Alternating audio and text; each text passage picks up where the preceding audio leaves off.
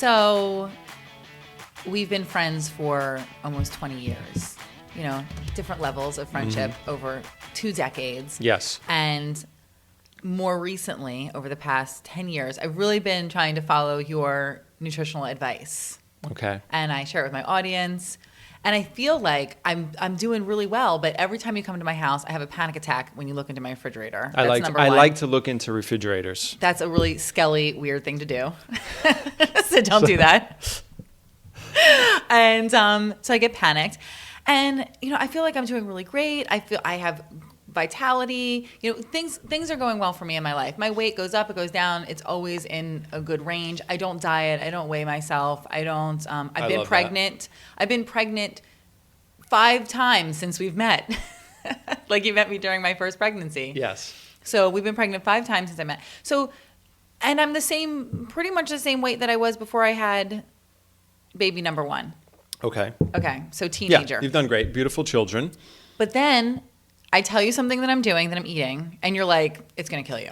Well, I'm like, I had a peanut butter and banana. Don't do that. You're going to die. I don't know. Those only if we're talking. But usually, see, here's the thing. There's levels of places people can go. Okay, so like food combining stuff. Somebody asked the question. We're doing this detox Q&A today. Somebody asked a question about food combining, and they were talking about mixing protein powder and fruit because a lot of people do that. When we have somebody walk in the office and they're like some heavy bodybuilder dude that's used to doing tons of whey protein and eating steaks, and they're afraid of carrots because they think they're carbs, and they come from that whole school, and they've done way too much fiberless protein, and they're not eating enough vegetables. And the dude comes in and he's like, "Hey, I'm trying to do something, really healthy now." Gil talked about this in one of our earlier podcasts. This is one of his examples. And he's like, I take some almond butter and I put it in the Vitamix, and then I put in like 5 bananas, and I put in chia seeds, and it's like that sounds good so far. For that person, it's an amazing step up. It's an amazing step up because it's quality. We keep saying, we've talked about this in a bunch of videos. So there's all these levels of health. So you can go from standard American diet, I'm pulling into McDonald's, drive through every day. Of course, if you go to some kind of fake meat soy product, you're doing better than the Big Mac every single day. Okay, so that's one level. And then it's like, okay, maybe I'm not going to do the fake meats. I'm going to get some, fermented organic tofu and like mix it in with some brown rice. And then you're like at another level up. So we can do all these levels. I'm trying to be to the level where I actually live a long time and I don't get sick. So let's get me there. But I don't want to be raw. I can be vegan. I don't want to. I'm eating these sweet potatoes are ridiculous, by the way. Like no more butter for me. It's just leftovers. It's just, these sweet potatoes, by the way, it's just very simply like good quality sea salt. They were steamed last night. They were roasted without oil in the oven. They just dried out in the oven. And then some raw coconut oil, a little garlic powder, some sea salt and black pepper, and that's it. Simplicity is so delicious. That's what all the high-end restaurants do these days. Like really good French restaurants, it's just like butter, salt, and a carrot cooked perfectly. Those, things like that. Simple. See, I really love butter. Whole fat organic butter isn't even so bad for people. Yeah. It's not. And it could have a lot of good, and if it's grass-fed and organic, it can have some really good essential fatty acid profile too. Okay. Anyway, I'm an advocate for veganism, but I have to be honest. I can be vegan. Okay, so I can be vegan. I don't want to do the raw thing all the time because, okay, so I'm half African-American. My people hail from Nigeria, as Ancestry.com told me. I'm comfortable about 3 months of the year living in New Jersey. I'm always cold. My fingers and toes were numb in my house today, and it was 68 degrees. They were numb, and I was cold. Different parts of my house were colder. I eat raw food. I feel like I'm dying.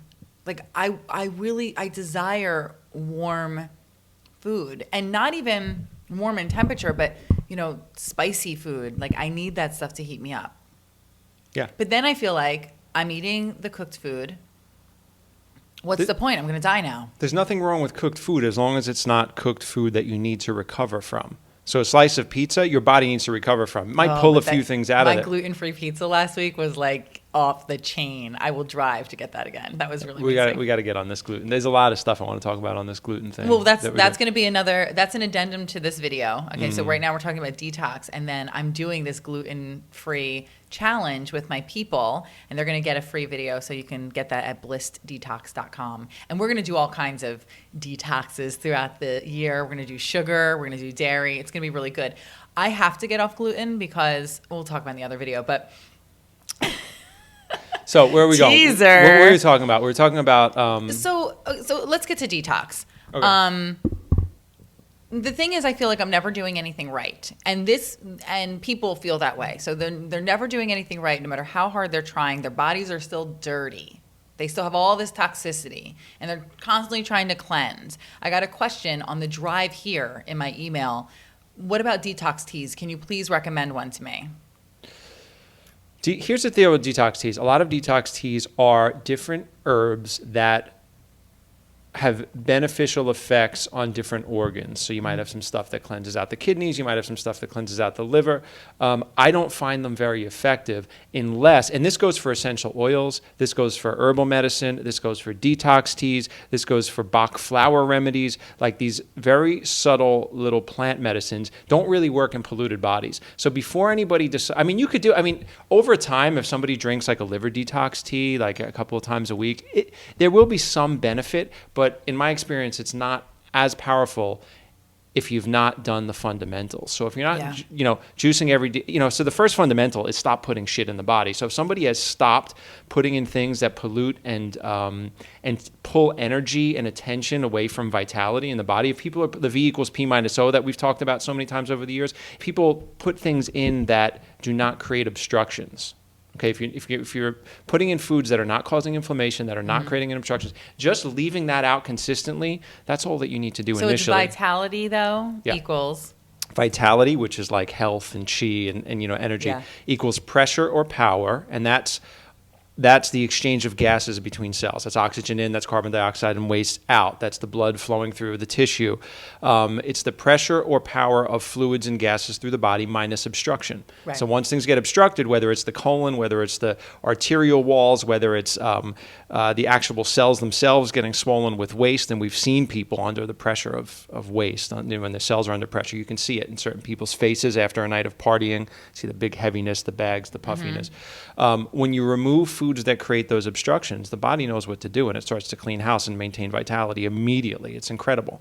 It's like when people quit smoking, all of a sudden they breathe really well. Yeah. It's like, oh, you took the obstructing element out. Yeah, it makes so much sense, but I think people just don't get it. They want to, they don't want to give up their stuff. Yeah. So they hear detox, they hear deprivation, they hear I'm going to lose something because I'm going to have to give something up. But really, being healthy is about eliminating, at least to a certain point, the amount of bad stuff that you're putting in, because you just can't. It's like you can't exercise a bad diet. Like you can't do that, right? Because it's the same thing. It's like if you're constantly in this state where your body is working so hard to clean itself because it's doing it on its own.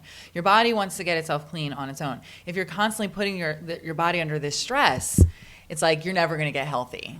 So there are things that you're going to have to stop, eliminate, at least, reduce a lot. I did have 4 Girl Scout cookies since going gluten-free. It was a good cause. So you have to accept that first is true. The detox teas, though, the thing that I'm scared about, and the question, first of all, you don't look at like the mainstream market as much. You don't see it as much as I do, especially being... I live in the health food world. Yeah, well, I'm in like the health and fitness world, which is a little bit different.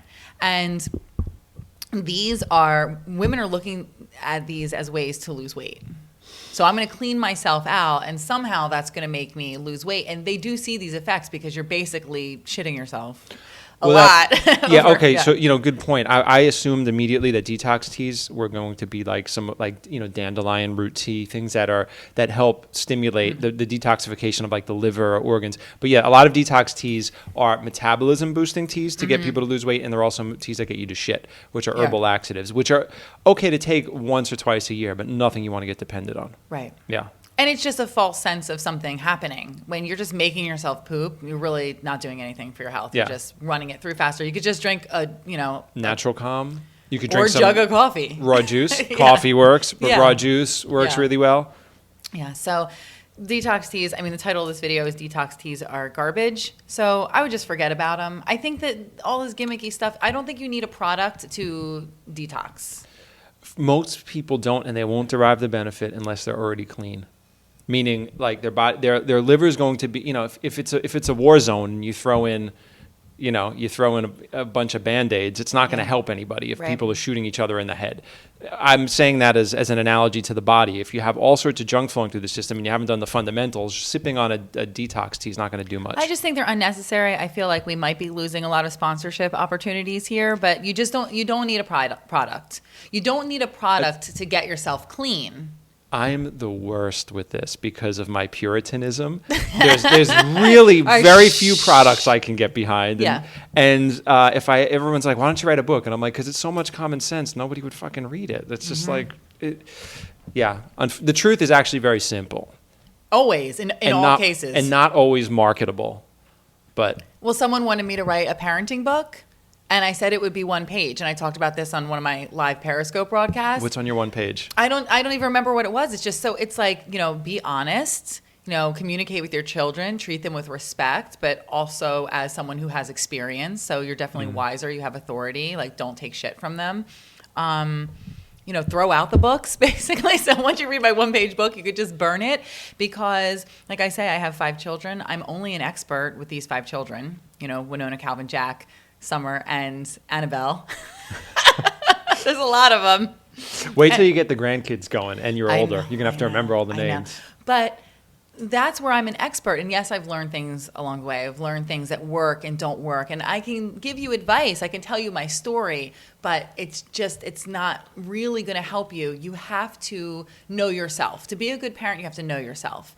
You have to communicate with yourself on a regular basis. You have to understand your own values. You have to understand your own boundaries. That's a good parent. So whether you hug and kiss a lot, or you read to them, or you don't read to them, or you let them watch TV or whatever, if you have a good sense of who you are as a person and your child can see that, they're going to be able to cultivate whatever they were born with or nurture whatever they were born with and become a really good person too, the strongest that they can be as they are.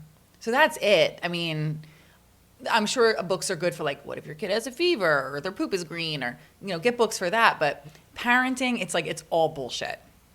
All bullshit. And would you say that no matter what books somebody's reading, what you got mad? I got so mad. Oh, when they asked you to do that? I was thinking of one parenting expert that's in my circle. It's like, here's something that's very pervasive in the coaching world is someone will get pregnant, first pregnancy, and now I'm writing a pregnancy book. Or I have one kid and now I'm writing a parenting book, and it's like, it's not helpful. It's the 20-year-old life coach or something like that. Yeah, I mean, a 20-year-old's going to have a lot to say to 18-year-olds. Right. But you have to know who your guru is. I would imagine that you would need to work it out with your first kid anyway. I mean, to be a master at anything, we need practice and experience, right? So totally. No matter how many books we read, we're going to have to bring it into the real life. So yeah. So, I mean, back to detox, throwing out the products. We do have some interesting questions that I want to pull up. Yeah, let's do it. From my audience. And, my audience is great. I have this little community on Facebook, the Zen Bliss community. It's cool. I've not been as active on Facebook. I've been very active on Facebook, but I love it. I try. So, a lot of food combining questions. We can go really deep into that, but we're not going to. By the way, any podcast listeners that wonder about food combining, we have a video. It's I think it's the most successful one we've done. It has over 1 million views. Yeah. And we pretty much explain it there. It's actually really simple. It seemed complicated to me at first too, but it's like driving. Once you learn the rules, then all of a sudden you have like the radio on, you have one hand on the wheel, it's like really easy to navigate. But we have a video. This is something I want to talk about with detoxing in combination with detox, because this person's asking about metabolic damage. This person's experimenting with different ways of eating, juicing, raw food, vegan, gluten-free, to find out what works for her, but she doesn't want to confuse her metabolism too much. Yeah, good. This is yeah, I like this question. Hot question. This is amazing. Thank you, Gabriella Buxton. Gabriella, you rule. Thank you. This is a great question. Okay. First of all, the body likes consistency. Yeah. Okay, the body likes consistency. I'm going to give you an example of one of my best friends. Something happened to him.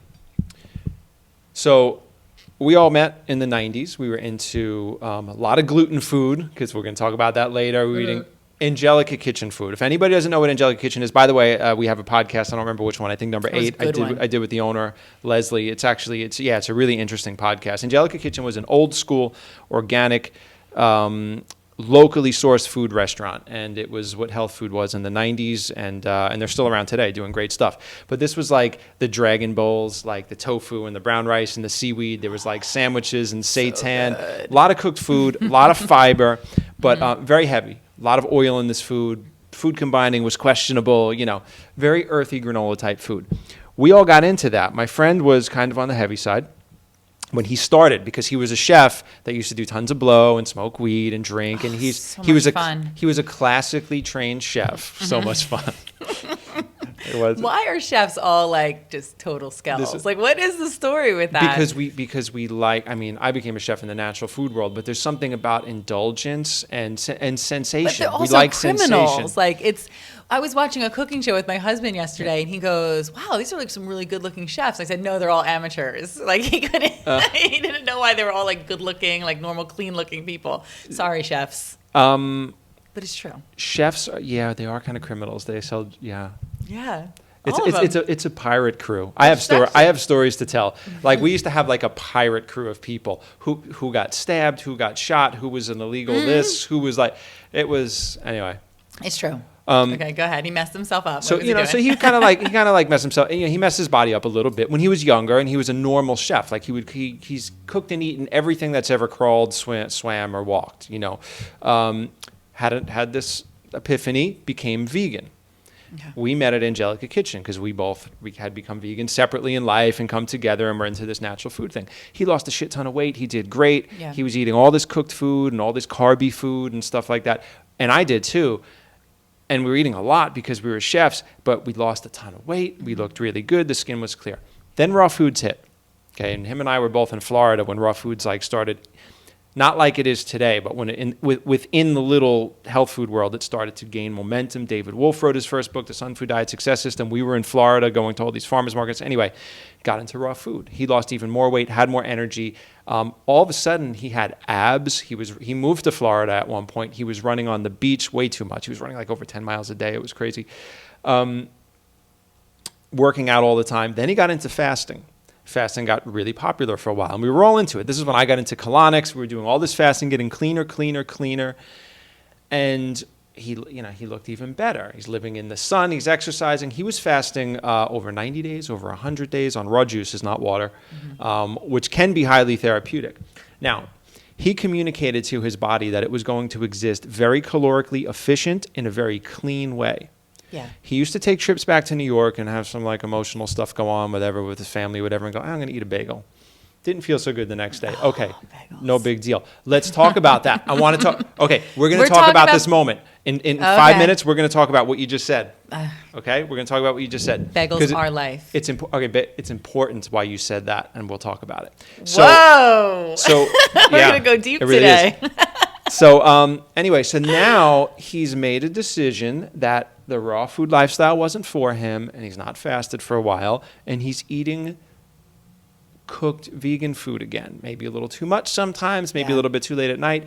He's probably about 60, 65 pounds overweight right now, and he's having a lot of physical health problems. Mm-hmm. So it's like, whoa, what happened? Because he's eating the same food that healed him 20 years ago when I met him. Right. And when I eat, so we have these videos, sometimes it gets confusing for people because I don't even eat quinoa, and people are like, but I thought it was healthy, but Mike doesn't eat quinoa.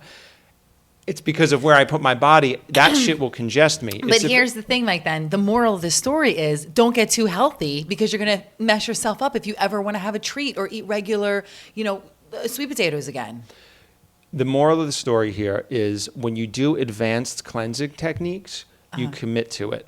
I mean advanced. Forever. You commit to it forever, or there is a law of adaptation where you can slowly add things back. I can go back to eating meat again, but I can't eat a whole chicken breast tonight. I have to eat, a half an ounce, wait a couple of days. I have to slowly integrate stuff. That's what I did with, you were like, why do you have sweet potatoes? You eat cooked food? I started eating sweet potatoes about 7 years ago, very slowly. They're so good. Yeah, they're good, and they don't affect me at all. But I can't eat sandwiches and pasta. Let's talk about reintroducing stuff because I got this interesting comment. one of the girls on my nutritional team, she's amazing, by the way. She practices Islam, and she is doing this halal. It's like a whole kind of. I don't want to say that it's a diet plan. It's definitely not that. But she's teaching people how to get healthier through the principles of, halal eating. Mm-hmm. Anyway, I'm learning a lot. I love her. She's a young college girl. She's awesome. Very enthusiastic. So she has gone dairy-free, and then she had, but not for that long. And then she had some milk or whatever and got a pimple right away. And I'm like, does it really work that way, that you have a glass of milk and then that night you get a pimple? Really? Even Absolutely. If it's like you're not totally clean from it. Not with everybody, but yeah. Your body, because once your body recognizes the absence of something I gave you bad consistently, advice. I delete it.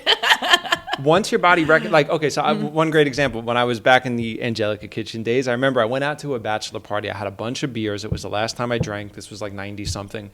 I had actually not had alcohol for years before that, but it was like one of my best friend's bachelor parties, and it was the 90s. So I had a bunch of like organic beers. Came in the next day, puffy, pimples, and everyone was like, oh, what did you do last night? Because usually I looked all clear. Happens like that because your body doesn't tolerate it anymore. Right. Our bodies will accommodate poisons that we put in. It's the reason why there's people walking around right now that smoke crack that we wouldn't even know it if we looked at them on the street. Sure. Until it catches up to you after years of it. But there's people that have problems right now with substances and we don't even realize it because they look like fine because their body's adapted. Mm-hmm. You know, if you and I started smoking cigarettes during this podcast, we'd both be sick. Other people can do it, look fine, and not get headaches. See, that's the thing. You can look at people and they look healthy, and it can be very deceiving. So they could be in serious trouble. Like they could be near death and look fantastic.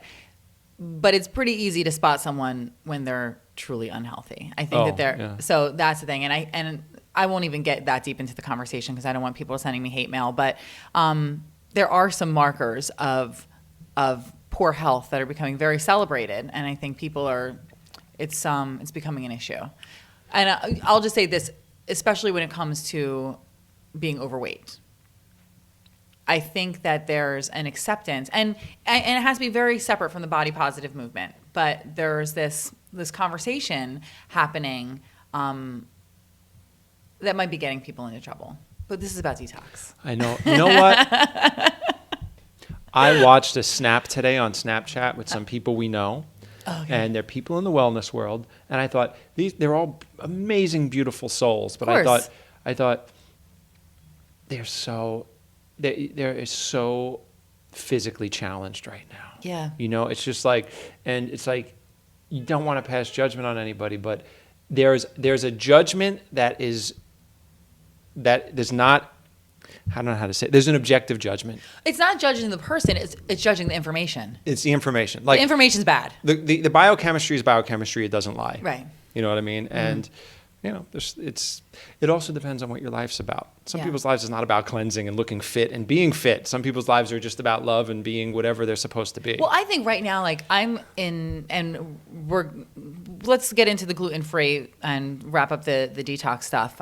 Again, go to blissdetox.com to see this video with the mic we're going to be talking about gluten. But I'll end it with, I'm deceptively healthy right now. So people look at me, I sleep great, I wake up with tons of energy, no caffeine, no stimulants, nothing like that.